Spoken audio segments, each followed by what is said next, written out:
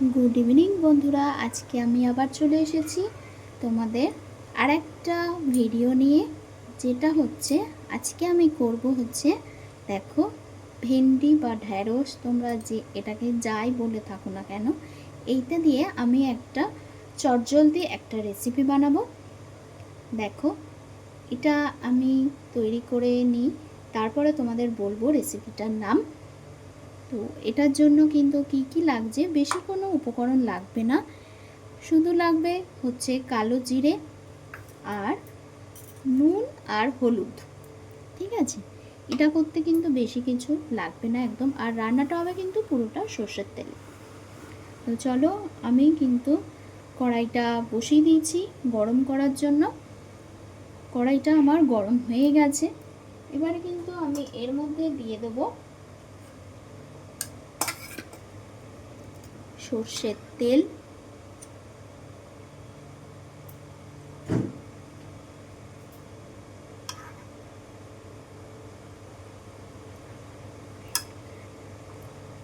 অল্পই কিন্তু এর মধ্যে লাগবে, আর ঢ্যাঁড়স কিন্তু খুব তাড়াতাড়ি হয়ে যায়।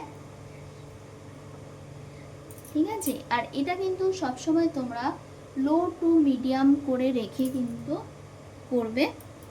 দেখো, এটা কিন্তু গরম হয়ে গেছে। এবারে তেলটা একটুখানি নাড়িয়ে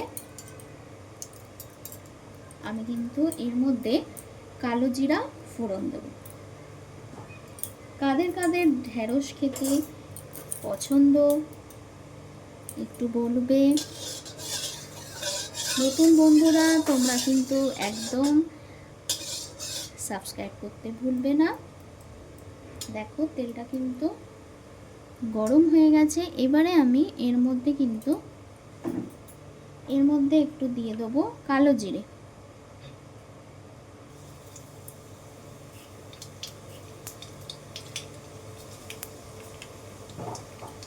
এই কালো জিরেটা আমি দিয়ে দিলাম। কালো জিরাটা দিয়ে দেওয়ার পর কিন্তু এটার মধ্যে দিয়ে দিতে হবে এই ঢ্যাঁড়সগুলো।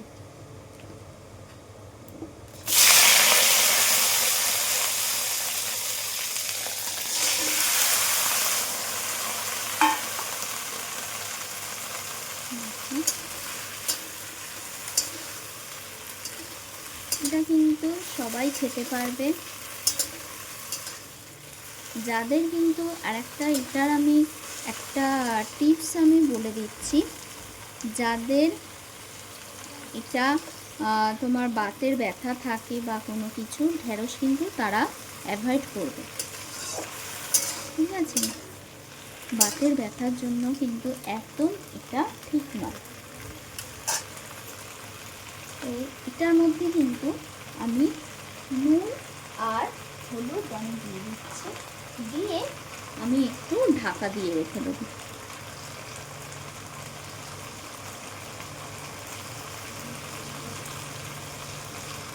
তার মধ্যে কিন্তু দিয়ে দিলাম নুন। দেখো, চটজলদি একটা রেসিপি, এটা হতে কিন্তু বেশিক্ষণ টাইম নেয় না। আর দিয়ে দেবো হচ্ছে হলুদ।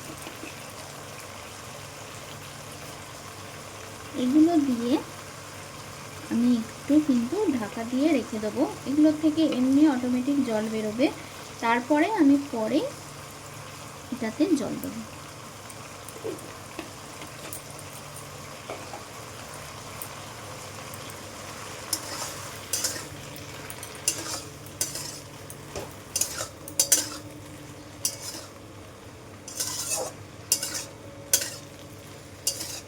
এটা একটু ঢাকা দিয়ে রেখে দিই। এটা একটুখানি ঢাকা দিয়ে আমি দেখো, আমি এটা কিন্তু ঢাকা দিয়ে রেখে দিলাম। আমি আবার কিছুক্ষণ পর, এই 5 মিনিট পর আমি আবার আসছি।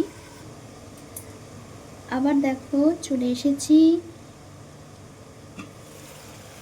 এটা দেখো, ঢাকনাটা তুলে নিলাম। এইবারে এটার থেকে অনেকটা জল বেরিয়েছে, দেখতে পাচ্ছ। এই জলটা একটুখানি টানবে, তারপরে কিন্তু আমি দিয়ে দেবো গরম জল।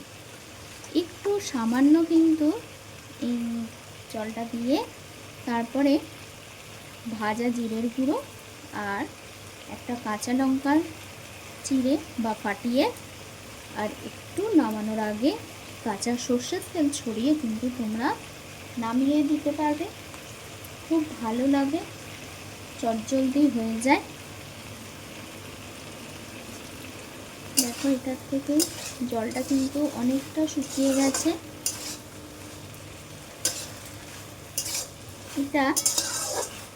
এখানে এটা সিদ্ধ মতন কিন্তু হয়ে গেছে, ঠিক আছে। তবু আমি এটা আরেকটু ফ্রাই করব। ফ্রাই করে তারপরে কিন্তু এর মধ্যে জল দেবো। তো বন্ধুরা, তোমাদের রেসিপিগুলো কেমন লাগছে আমাকে কিন্তু কমেন্টে জানাবে। আমার সব ভালো ভালো দুষ্টু মিষ্টি সব বন্ধুরা আমার সাথে রয়েছো, আমি জানি। আরও নতুন নতুন বন্ধুরা আসছো, তোমরা কিন্তু একদম রেসিপি দেখার জন্য আমার সাথে থেকো। এটা কিন্তু মানে কি বলবো, অনেকে পছন্দ করে, আবার অনেকে ওই বাতের ব্যথার জন্য কিন্তু খেতে পারে না। নতুন নতুন ভিডিও দেখার জন্য অবশ্যই কিন্তু আমার পাশে থাকতে হবে। এইবারে কিন্তু আমি জলটা দিচ্ছি, অল্প সামান্য কিন্তু আমি জল দেবো। দেখো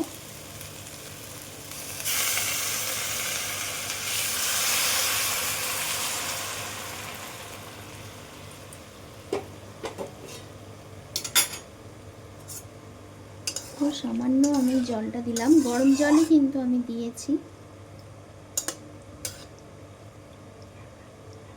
এবারে কিন্তু এটা দিয়ে একটু ঢাকা দিয়ে রাখলাম, ওটা ফুটতে একটু সময় দিতে হবে। এটা আমি ঢাকা দিয়ে রাখলাম কিছুক্ষণ, লো টু মিডিয়ামে রেখে কিন্তু তোমরা পুরো রান্নাটা করবে। তোমরা কেমন লাগছে আমাকে অবশ্যই জানাবে। সুন্দর সুন্দর খুব কিউট কিউট কমেন্টস করবে, তাহলে কিন্তু খুব ভালো লাগবে আমার। তো চলো আমি আর কিছুক্ষণ বাদে আসছি। আচ্ছা দেখো, আমি আবার চলে এসেছি। এটা আমি তুলে দিলাম ঢাকনাটা। এটা কিন্তু প্রায় শেষের দিকে। দেখো আমি এইটুকুনি ব্যালেন্স করার জন্য কিন্তু আমি একটুখানি চিনি নিয়েছি, চিনিটা আমি দিয়ে দিচ্ছি, ঠিক আছে। চিনিটা আমি কিন্তু দিয়ে দিলাম, খুবই সামান্য কিন্তু তোমরা চিনি দেবে। এরপরে এর মধ্যে কিন্তু আমি একটা কাঁচা লঙ্কা ফাটিয়ে দিয়ে দিলাম। তোমরা এটাকে চিড়েও দিতে পারো, ঠিক আছে। এরপরে কিন্তু এর উপরে অল্প কিন্তু একটু ভাজা জিরের গুঁড়ো, খুবই সামান্য এই ভাজা জিরের গুঁড়োটা কিন্তু আমি দিয়ে দিলাম।